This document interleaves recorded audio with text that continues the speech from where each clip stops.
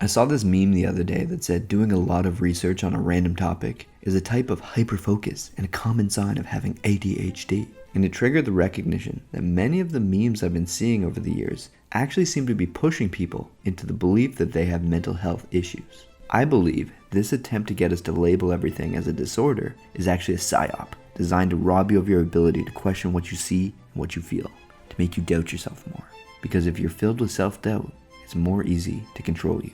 Or maybe we as a society are just becoming more aware and accepting of mental health. No, we aren't. Trust me. Let me explain here.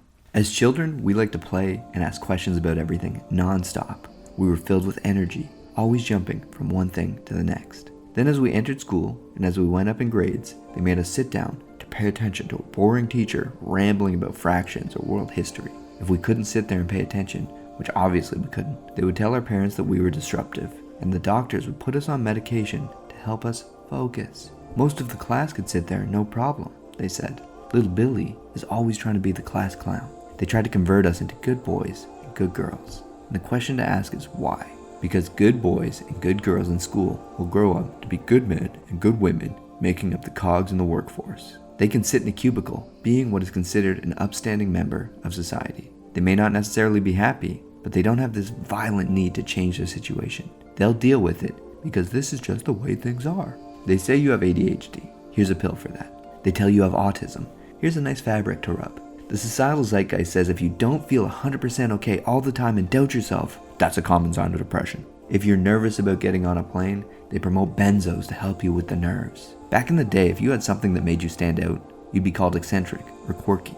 Now they call you neurodivergent and autistic. And worse yet, they want you to call yourself that. They try to iron these out of you because someone without these pesky eccentricities can sit and follow orders. If you look around and see all these problems in society, but you have the belief that you have depression or ADHD, you won't see them as something that needs to change. Rather, you'll recognize that yes, everything does look hopeless and gray, but it's not a problem with the world. It's because there's something wrong with you. You won't try to change things because you'll believe that you are the problem, and it's fed to you in a way that takes the responsibility off your shoulders. You aren't unhappy because you're not living up to your potential. You're unhappy because of this disorder. It's okay, just take this pill and you'll feel a little bit like your old self. The seed is planted in your mind and watered consistently in the news, our media, and memes, and the status quo gets to remain the same. Now, I'm not saying depression isn't real, and I'm not someone unfamiliar with this world. I've been diagnosed with panic disorder, general anxiety disorder, ADHD, OCD, PTSD, and I'm likely autistic, which is obvious if you look at my content. This man doesn't quiz. This man does not quiz. What can't he do? I will say, though, that some of these diagnoses were a stretch and not true at all. But what I am saying is that there seems to be this push to label things as mental illnesses really quickly. And I believe that the reason is that society wants to give you a label that you can imprison yourself by. If you're able to follow orders, they'll pat you on the back and say, "You're doing a great job." But as J. Krishnamurti says, it is no measure of health to be well adjusted to a profoundly sick society.